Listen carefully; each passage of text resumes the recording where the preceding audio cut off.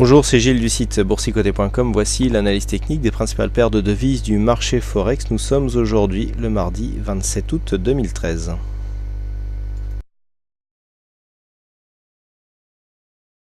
Nous commençons cette analyse par la paire de devises euro-dollar, donc une paire de devises qui malgré le marasme ambiant est restée plutôt stable, puisqu'on est resté ici dans la tendance haussière que le cross de devises occupe actuellement, à savoir ici un biais haussier. On est venu tester ici cette zone de support avant de remonter avec une bonne dynamique, donc pour l'instant le fond de tendance n'est pas du tout remis en cause.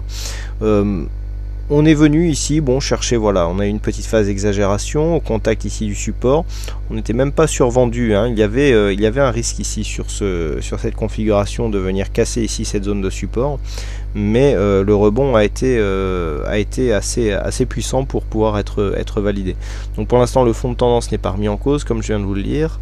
On est resté ici sous les 1,34. Il faudrait maintenant sur cette dynamique venir tester ici cette zone de précédent point haut pour vraiment entretenir cette dynamique, à savoir les 1,34,52. Faute de quoi, nous pourrions assister à une phase ici d'essoufflement qui amènerait à une cassure de cette zone de support. Donc en cas de cassure, les principaux objectifs se situent ici sur 1,3240, puis un retour sur 1,3195. Mais pour l'instant, le biais haussier reste de mise donc sur la paire de devises euro-dollar.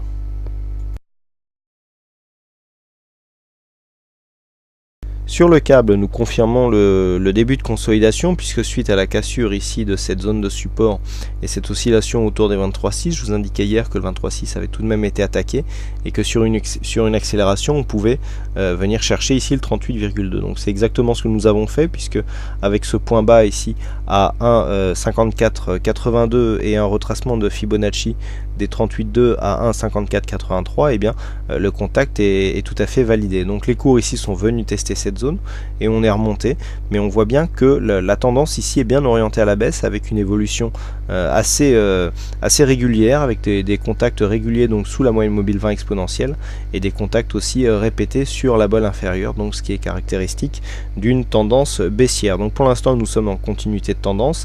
Les indicateurs ici sont plutôt bien orientés.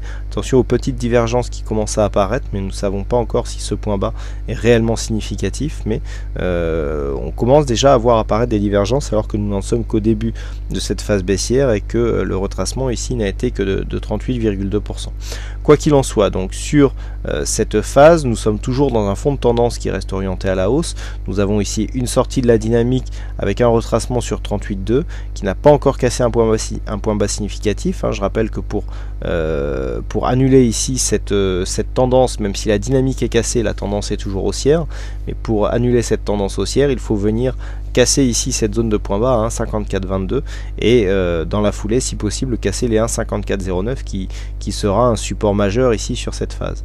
Qui plus est, donc si cette cassure intervient demain, nous aurons une intersection avec ce premier support que nous avions commencé à tracer.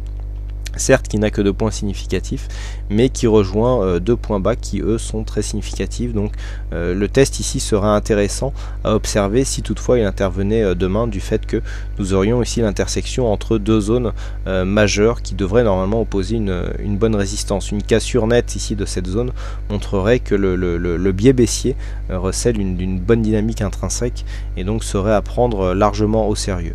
Donc tant que l'on reste ici au-dessus des 1,5409, nous sommes potentiellement dans une continuité haussière, même si la dynamique ici est cassée, et si le retournement s'effectue ici au-dessus du retracement des 38,2%, nous aurions dans ce cas-là une extension de Fibonacci à tracer à partir d'un point de cassure ici sur ce point haut significatif qui se situe à 1,5717, qui nous donnera le prochain objectif.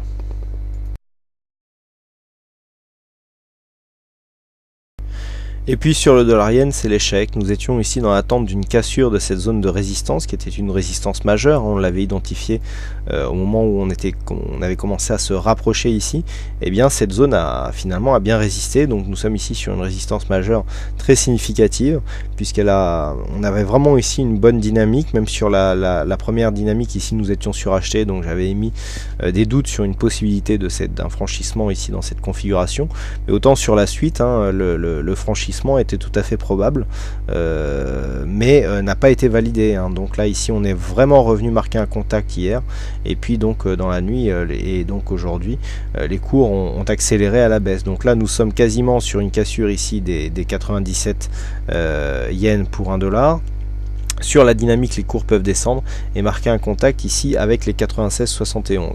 Ce contact aurait pour effet d'affaiblir ici la tendance, le début de tendance haussière qui était tout de moins court terme, mais qui s'inscrirait dans une continuité du mouvement moyen terme, puisque nous sommes toujours, je le rappelle, dans un mouvement baissier moyen terme. Donc la cassure ici de cette première zone significative ne serait qu'un début de confirmation que la tendance finalement n'a pas tourné, et nous aurions un objectif qui se situe ici à 95,67. Voilà ce que nous pouvons dire sur l'analyse technique de ces principales paires de devises du marché Forex. Il ne me reste plus qu'à vous souhaiter à toutes et à tous une bonne soirée, bonne chance dans vos prochains trades, et on se retrouve donc dès demain pour d'autres analyses techniques en vidéo. Bonsoir à tous.